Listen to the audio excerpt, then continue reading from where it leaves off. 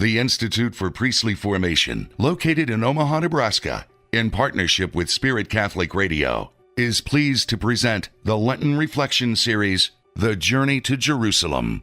Join Father Mark Toups as he helps us walk with Jesus on his journey to Jerusalem. Thursday of the third week of Lent. My friends, welcome back to The Journey. As we continue in The Journey, we continue to journey through Luke chapter 7. And today in Luke 7:49, we read a question: who is this who even forgives sins? Let's go back to the scene. Those Pharisees that had invited him into his home, they would have been scandalized through the story of Jesus and this sinful woman. In the eyes of the Pharisees, Jesus has gone too far. It's one thing for Jesus to associate with, quote-unquote, that sort of woman. However, it's another thing altogether for Jesus to utter the sacred words, "Your sins are forgiven." The scribes and Pharisees taught vehemently that only God could forgive sins. In 1 Kings 8:39, it's clear that only God can forgive sins. And in uttering that her sins are forgiven, Jesus, in the eyes of the scribes and Pharisees, was uttering blasphemy. In the eyes of the Pharisees, Jesus' mercy was going too far, and scandal would have erupted through the Judean countryside.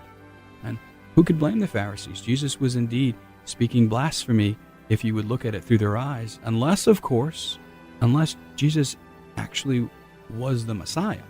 And if Jesus was the Messiah, then everything would be different. Life would be different. Being Jewish would be different. Being a Pharisee would be different. If Jesus is the Messiah, then everyone had to let go of control. And being in control of his life was too intoxicating. So the Pharisee, blinded to the truth before him, the truth that Jesus was indeed the long-awaited Messiah. This Pharisee in Luke 7:49 is blind to the fact that Jesus is the bridegroom, that Jesus is God, and that her sins were forgiven because Jesus is the Messiah. The Pharisee wants to be in control of his life, and his control is blinding him to the truth in front of him. You know, control is like chasing tomorrow. Once you think you're almost there, it slips ahead of you. None of us are in control of our lives. However, that's the illusion in the air we breathe. You and I grew up thinking that we could actually be in control of our life. And the more that we grasp for control, the emptier our lives become. And perhaps that's why so many of us don't ask. And perhaps that's why so many of us don't ask for sacramental reconciliation with a Catholic priest, because we kind of like feeling as if we're in control of our life. Now, the truth is set you free. And all I'm asking you to do is ask Jesus, who's in control of your life?